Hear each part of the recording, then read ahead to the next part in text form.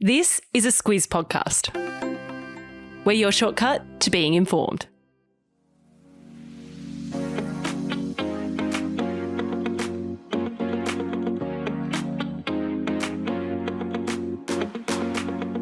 Hello and welcome to the Squiz Quiz of the Week. I'm Andrew Williams. I'm back once again to test your knowledge of everything that happened in the news this week. We have 8 questions worth 1 point each, and with me in studio to take on the challenge is our Squiz founder, Claire Kimball. Hello, Claire. Hello, Andrew. Thank you very much for joining us. It's a pleasure. When I say take on the challenge, you were quite literally the only person brave enough to take on this particular challenge this week, because also joining us in the studio is, and I don't think this is overcooking it, an Australian quiz legend and a current chaser on the Chase Australia on Channel 7, David Poltorak. Hello, David. Hello, Andrew. Thank you so much for joining us. My pleasure. And hello, Claire. Hello. Just for those that maybe don't know, you haven't seen your work on the Chase, can you just give us just a little potted history of your quiz credentials? Well, I first went on a quiz show, Sale of the Century, in 1986, and I did very well.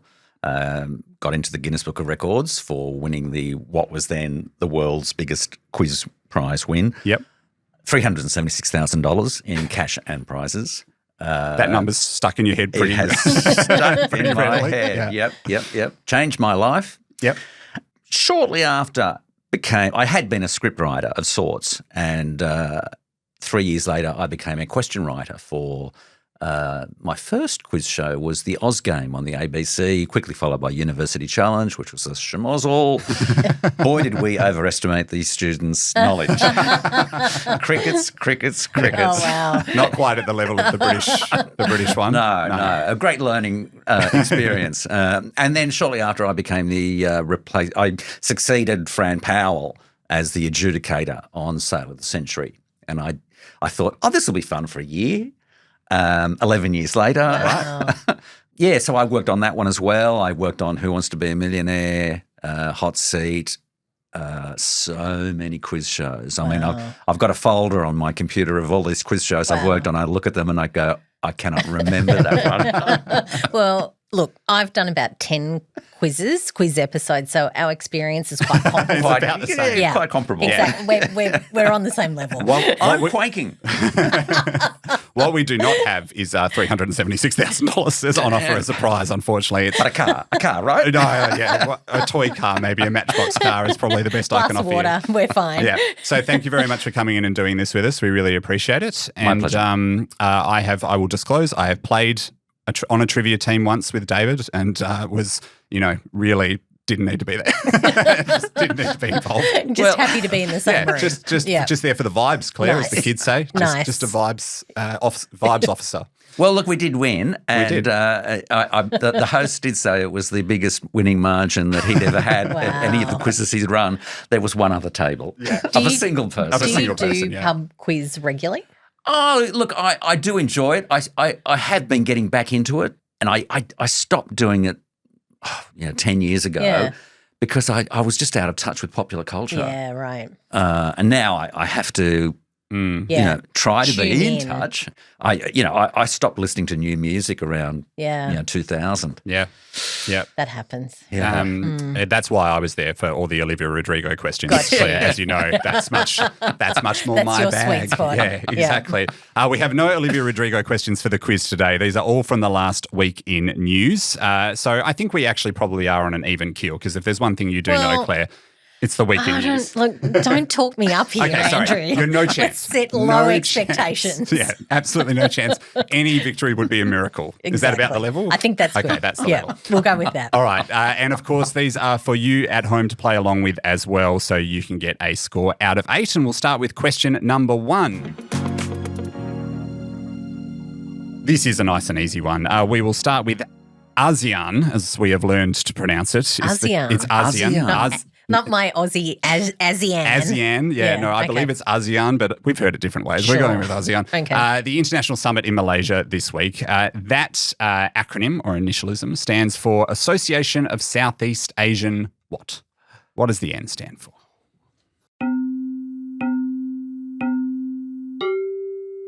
Sorry. Is spelling important? For this one, I'm going to say yes.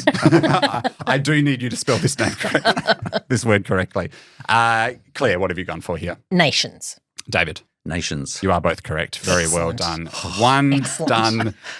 Out of That's the block. one Imagine point. if you'd come in and got, after all that lead up, wow. and you'd flubbed that one. That would have been amazing. Well, that's a bit like I've just been reading a fellow chaser's book called Quizmaster, and he Bryden's recounts book. the story of Richard Hatch, who was the first winner of US Survivor. Yep. And he came out and did Who Wants to Be a Millionaire here, and he had a really simple maths question as I think it was his first question, and he got it wrong. Yeah. Oh, wow. Confidence can be a dangerous thing. So it's called The Quizmasters. I've read it. It's great. Okay. Yeah, it's a really, really, really good book. Could be a good Christmas prezi. Very good Yeah, Christmas good present. stocking filler. Yeah. There you go. But Bryden's got more promotion than you have so far. Let's move on to question number 2. Midway through last week, the 64-year-old Sanae Takaichi became the first female prime minister in the history of which country?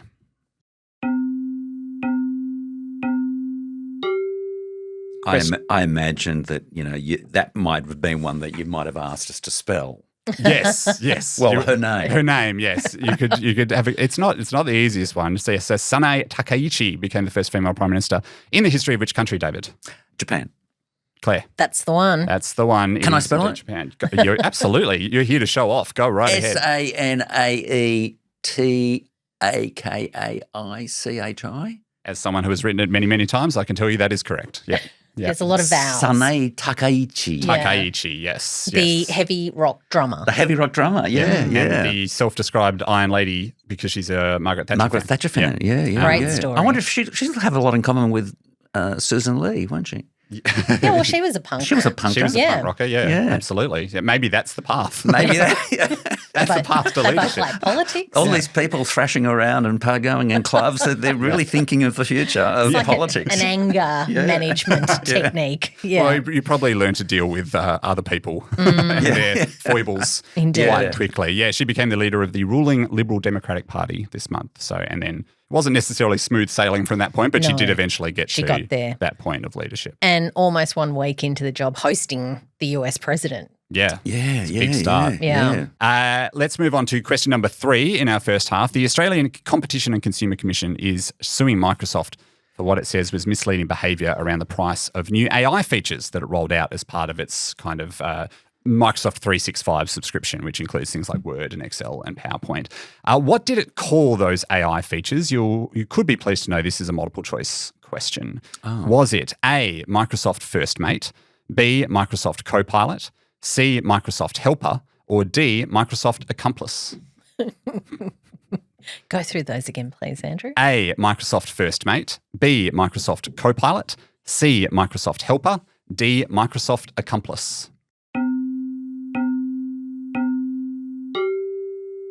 I suppose I could have just written A or B or C or D. You could have, but I assume you've written the whole thing and spelled it immaculately.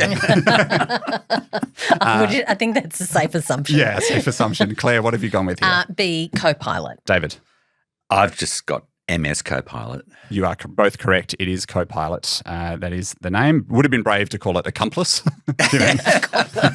Accessory. Accessory, yeah. Yeah, wow. That's probably not the vibe you're wanting to portray, but yes, that is Accomplice. absolutely right. Question number 4. Sunday saw a major anniversary of the Uluru Handback, where the Anangu people reclaimed the rights to the Uluru Katajuda National Park. That original handover took place in a ceremony overseen by Governor General Ninian Stephen. In what year? Sir Ninian Stephen, sorry. Yes. I was so worried about not calling him Ninian Stevens that I missed out the Sir bit. Governor General Sir Ninian Stephen. Yes. In what year did that handback take place? And your clue there is that it's an anniversary that was celebrated this year. That's a. Was that in your quiz? In our newsletter? Newsletter? Absolutely. Absolutely. What day was that? That was Friday. I remember because I wrote it. right. Yeah.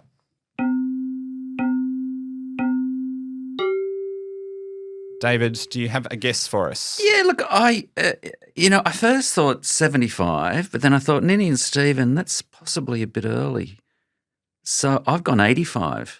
Claire, Yep, 85. well worked out. 40th, Yes, that's 40th anniversary. 40th Yeah. anniversary, and that's exactly why I put Ninian Stephen's name in there because Thank you. as an extra clue. Why did you do that? Sorry. You could have had that. Sorry, you would have had that. Jeez. Yeah, no, but it's interesting because you would think, right, 50th you know, Yeah, It's sort of what you think of when you think of a significant anniversary. It was actually celebrated at Australia House with King Charles in attendance the week before in London. And I was watching an interview with that's right. Yes, Stephen of course, Smith, yes. who's the High Commissioner to the UK, and he said it's quite unusual for you know the royals to rock up. So I'm sure they put get it involved, for a 40th. For a ruby. Yeah. So for a ruby. So they would normally only do 50 or potentially 100. Yeah. But for this, they made a point for the 40th. Anyone who I know from Alice Springs and around that area well and truly remembers King Charles and his then wife, Diana, going to the area at that time. Right. It was a huge event. Yeah.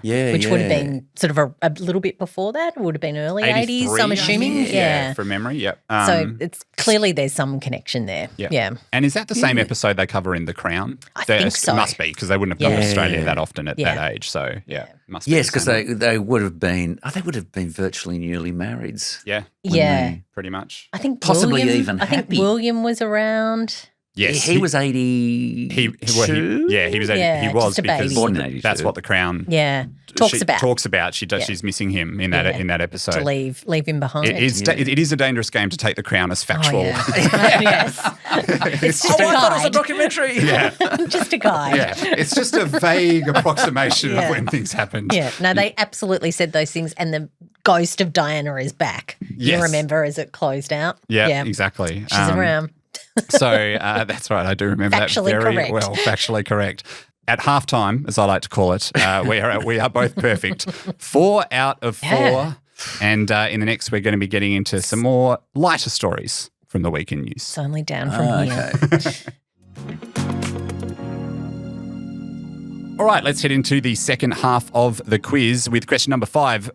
I would argue, close to the biggest news story of the week has been the Louvre heist, which has just been a huge, huge thing. And it kept rolling on throughout the week. But I've got quite a tough question on it. So 2 of the alleged culprits were arrested as they were trying to leave Paris. They were both on their way to a country in Africa, 2 different countries. Can you name either of the 2 countries? No. That they were trying to get to? The short answer is no. No, I cannot. I can't. In that case, let me say something I've said before on this quiz, which is guess an African country. Because we had a question about Madagascar last week. Right. And much the same reaction. Okay. There's only 55, I think. 54. 54. Yeah, I'm thinking what doesn't have Depends an if you count Western Sahara. it does. Yeah. Yeah. what doesn't have an extradition treaty with France? That's what I'm wondering. Well, I think that's probably a pretty reasonable guide. Okay. Yeah. I'll take it. I don't know. Well, who knows? I mean, former colonies, if they had a hard time splitting up, they probably wouldn't be an extradition treaty. Yeah. For some reason, I've got to write it down, don't I? Yeah. Yes, I'm sorry. I followed a very stringent process, which I'm sure you're familiar My with. hand's so tired from all the writing. Writing all the spelling, right? All right, so I would read the question again, but I think we're basically doing guess an African country that has a good relationship with France. Claire, what have you gone with? Morocco. And Yep. just for fun, I've gone for Botswana because I fell in love with the safari guide. Oh, in did you want us to Botswana name once. 2? No, So just one. I've just gone for Claire's just 2. gone rogue. Yeah, just, Right, to go, yeah. just to go in 2 different directions. I think you just have to accept the first answer. Yeah, don't worry. That's what I was going to do. I like Botswana though. Botswana's great. It's Wonderful worth a country. mention. Absolutely worth a mention. David, I've what have you gone? also gone for Morocco. Okay. You are both incorrect. That's I'm a sorry shame. to say. Imagine if we were Algeria. both correct. Algeria would have been right. Algeria. Algeria would have been right. Algeria and Mali were the 2 countries that they were Mali. trying to take off to. Yeah, I knew there was one up north. Yeah. And I was tossing up between Morocco and Algeria. Yeah. Yeah. And then all of this discussion about extradition. Yeah. I got in your that head. moved me away I from got in your Algeria. head. You didn't I? successfully psyched him out. Yeah, I yeah. didn't intend to get in your head. I'm not that clever, but You did. I did nonetheless. Sometimes that's the best way to do it accidentally. You've got plausible deniability. Yes, Algeria and Mali, now at time of recording, neither the other suspects or the crown jewels themselves have been been recovered. found. They've just found these 2 alleged culprits. So- Do they reckon get there's- their tickets refunded? I would Yeah. imagine not. I Being that reckon money's there's gone down another the drain. couple, don't they? Yeah, they think there's another couple involved, and then potentially one inside. An insider. Person, Insider, yeah. yeah. My son was saying, we were talking about it last week, and he said, got to be an inside job. And I thought, Yeah. well, look, I don't know, but, in retrospect, when you do hear it was, you think, yeah, of course. I Yeah. mean, Yeah. how could you even contemplate? Yeah. Actually pulling you that would off. have to know. Someone would have to tell you what the security arrangements were or weren't in the particular part of the building you were intending to go into. Was reading a piece on Sunday, and again, like so much speculation around actually what might or might not have happened, but the idea that chances are those jewels have already been split up and, to be Potentially melted unsolved. down. So sad. Yeah. So very sad. I mean, the amount of history that's yeah. sort of attached Maybe to they that. get them back. We'll wait and see. Yeah. But Question number 6. Okay. We are 4 apiece. The Demographia International Housing Affordability Report, which is great to say, and is just one letter away from spelling out Die Hard. It was published in the last week, and it ranks cities for their housing affordability, comparing the prices with the local incomes. So housing affordability compared with local incomes. I'm going to give a different type of question that we haven't done on the Squiz Quiz before. Can you put these 3 Australian capital cities in order from least affordable to most affordable according to that report? The 3 cities are Adelaide, Melbourne and Sydney. So I'm looking for the least affordable at the top and the most affordable at the bottom. least at the top. Least at the top. So the Got it. hardest place to buy a house Yep. to the least difficult place Got to it. buy a house.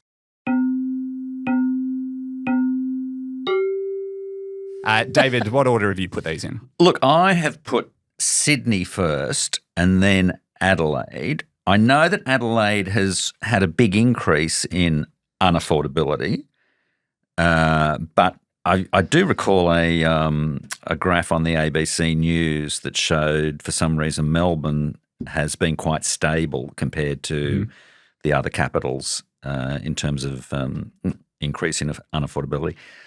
So, yes, that's why I've gone Sydney, Adelaide, Melbourne. I like it. I've gone Adelaide, Sydney, Melbourne. David is correct. Sydney still has that number 1 spot. In fact, it's the second highest city in the world after only Hong Kong. Adelaide is second. It is risen to 6. It has just overtaken Melbourne, which as the second least affordable city in the country. And absolutely right. The prices have just gone through the roof in Adelaide. And did you get to the bottom of why? Not really. I don't think. I think it's just there was a bit of a post-COVID sort of bubble and bounce with a lot of people sort of moving their way there, and then just prices Supply just kept demand, going I up. think. Yeah. Yeah, I wouldn't. I personally, I just don't like dry heat. Yeah. I'm not going to go there. Oh, wow, you're a humidity kind of guy. I like a bit of humidity. Okay, Yeah, there you go. Yeah, Love a Perth and Adelaide. I was going to say, can I introduce you to Perth? Love a dry heat. I'd pick dry heat any day of the week. Right. Well, having been from Perth, I can tell you that the 2 most common words spoken by anyone from Perth is dry heat. Question number 7. This is a multiple choice question, and Claire, I apologise in advance because this is sport. So Australian Dyson Daniels became, and it's not only is it sport, it's sports team names. It's American sports team names. I'm okay with sport generally as a category. No. It's sports team names. It's that a specifically. ridiculous subcategory. But yes, anyway. I think that you could be a chance here. Okay. The Australian Dyson Daniels has become the second highest paid Australian athlete in the world after he signed a $38 million a year deal with which of these NBA teams? Okay. Is he a player for the Golden State Warriors, the Atlanta Hawks, the Denver Nuggets, or the Utah Jazz? He's known as the Great Barrier Thief because he's an excellent defensive player. He pulls off a lot of steals. It's a great nickname. Can you He's not go made of through them coral? again, He's not please? made of coral. No.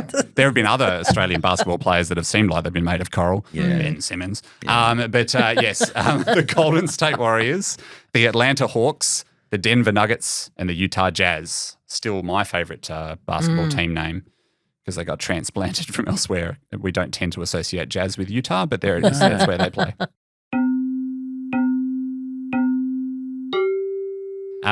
Claire, what have you gone with here? I've gone for the Jazz, The Jazz? but I suspect it's B. David? I wasn't sure. I did read this story and, my head is swimming with the names of US sports teams. Because the NBA's been in the news a lot in the last week as well. There's a lot of issues, Portland Trailblazers and exactly. the other guy from He was Miami. Now Miami Charlotte? Heat, ex-Charlotte Hornets at the time. Yeah, Terry Rozier. Yeah, look, I've gone with the Hawks, but I'm not sure. You are correct. It is the Hawks. Yes. that B? It was B. Yeah, Your there you go. Your suspicion I know. was correct. Yeah. Yes, he's an Atlanta Hawks player, had a fantastic first season and has been rewarded handsomely. And why didn't we? I was just surprised that I'd never heard of him before, and nor his nickname. I mean, okay, it's a big story that he's got this huge deal. Are there just so many Australians playing in the NBA that we don't care anymore? Possibly. I think he was probably slightly outpaced in sort of the PR stakes by Josh Giddey, Yeah. who plays for the Bulls, who is on about the same amount of money as he is. Yeah. So particularly there was a highlight where Josh Giddey hit a buzzer beater that really made him It was amazing. That really turned him into a household name, you know, not only in the US. Yeah. If you watch the footage of that, the commentator busts out some of the most obscene Australian cliches one after the other that I've ever heard in my life. But yeah, so look, I think by the end of next year, we'll all know who Dyson Daniels is. And what even did people. happen to Ben Simmons? Yeah. I mean, I've only got 2 minutes left. the Ben Simmons story. That's a whole that could be a shortcut. radio. That could be a shortcut. Well, I think we have an unassailable 2-point lead. Well, you know, unless you want to double or like give me some sort of bonus on the end. This did come up last week and I refused to do it. The power's in your It hands, is in my really. No, if you want to make it happen, we can. There's no way I'm going to do that in front of David Poltrack of all people, the stickler for these sorts of things at a quiz show. But I will give you my favourite story of the week as question number 8. So on Friday last week, a literary crossover was announced between the Roger Hargreaves' Mr. Men, Little Miss books and the Agatha Christie murder mystery novels. Yes. So the Agatha Christie murder mystery books will be adapted into a Mr. Men, Little Miss style story. Of the 2 announced titles that are coming out first, one is Mischief on the Nile rather than Death on the Nile, because obviously you don't want to have murders in these books. What was the other book that was announced? Was it A, The Shambles on the Links, B, The Mix-Up on the Orient Express, C, The Muddle at the Vicarage, or D, The Trouble with Roger Ackroyd? Can we have them again, please? Yeah, absolutely. I would love to read them again, having spent quite a lot of time on writing them. A, The Shambles on the Links, B, The Mix-Up on the Orient Express, C, The Muddle at the Vicarage, or D, The Trouble with Roger Ackroyd?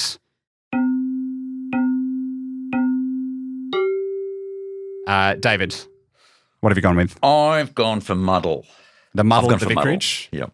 I've gone for the Nile. What was that one? Oh, that was in the question. So What was B? the link, the mix-up on the Orient Express. Yeah, mix-up on the Orient Express. The mix-up on the Orient Express. I figured they'd lean into one of the really famous titles. ones. Yeah. No, in fact, they did go with The Muddle at the There you Vicarage. go. That's a Miss Marple book, so that'll be investigated by Little Miss Marple as a result of this Excellent crossover. news. Love it. So love that.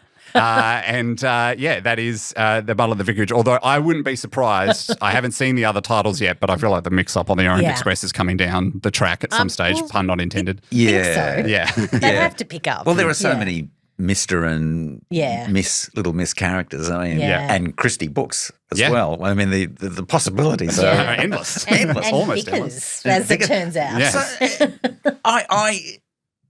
what are they intending to do? Like write novels or picture books? They're the sort of the Mr. Men picture books, so they'll be in that style. You know, the sort of square Little square books, like thick cardboard pages. Yep. And then just a shortened, much lighter version of the Agatha Christie story. So, I mean, the Murder on the Orient Express famously has like 30 characters. So I don't know how they're going to cram that into a Mr. Men book. But anyway, that's what they're trying to do. I smell a commercial opportunity and a crossover. Yes. Well, die-hard fans on both ends. The relatives of both writers say that it's an amazing collaboration. I'm sure it is. It's an amazing collaboration right in time for Christmas. Yeah, right in time for Christmas. Exactly. So, yes, that is that. David, very well done. 7 out of 8. Congratulations. Thank you. Very, very good. It's the one I got wrong. That's going to haunt him. There you go. Yeah. It's going to haunt. Given you the absolute trouncing I got, I hope it keeps you up to date. Claire, thank you very much for taking on the challenge. As I said, you were the only person brave enough to do it. We did ask the office, and Claire was the only person to put her hand up when I said who the other guest was going to be. Good on you, Let's Claire. Thanks, Good on you. Thank you. Yeah. And giving it a go. Get a participation award. The old Aussie try. Nice. Where's my certificate? Exactly. I'll make one up for you. That's just for you. Thank you very much for participating. participating. Thank you for watching and listening along with the quiz. I did want to say, if you're enjoying the show and you've got time to go on Apple Podcasts and give us a 5-star rating, or subscribe to us on Spotify, hit follow on either of those platforms, helps us out no end, helps us share the show with other people. So please. Keep the bad reviews to yourself, but the 5-star ones We'll take are the the ones 5-star that we're ones, interested in. Yeah. For sure. People tip as well? Is it like Uber? So we haven't got that up and running yet. David, people can see you as the Professor on the Chase Australia. They can. I don't know when. No, well, no one knows when. That's part of the Just watch part of the every fun. Part of the fun. Just watch every night. Watch Yeah. every night. Check out. We mentioned the Shark, the Super Nerd, who when I was on the Chase, he was my. Oh, okay. He was my opponent. Okay. Yeah, he was my nemesis. Is he a nice gentleman? He's He the is. loveliest very, man. very nice Yeah. man. Very nice He's man. such a nice man. Fantastic. Easter Schultz is his name. And Yeah. he's- People can be too nice, though, Yeah, Yeah, true. that's not your vibe. You've got a kind of a supervillain sort of Yeah, Blofeld yeah. vibe on Oh, the show. amazing. Yeah, Yeah. which is excellent. And Mastermind as well. So, yes, I'm behind the scenes on Mastermind. Yes. That's where I've usually been on quiz shows, Yeah. behind the scenes, writing questions, Yeah. adjudicating, things like that. So, yes, I'm adjudicating Mastermind, and we've got another series coming up, and 8 series now. Yeah. I mean, it's I didn't think it'd be going this long. That's So, a lot nice. of contestants. It's a as lot well. of contestants, Yeah. yeah. When does it start? What channel are people watching? Well, I think, they run repeats after the series Yes. ends. So it's 6 o'clock Monday to Friday. On SBS. On SBS. Yeah. Amazing. And you can watch it back on SBS Fantastic. on demand. as well. On demand. On demand. Yeah. Here we go. Yep. So thank you both very much. Thank you for listening and watching along with the quiz, and we'll see you next week.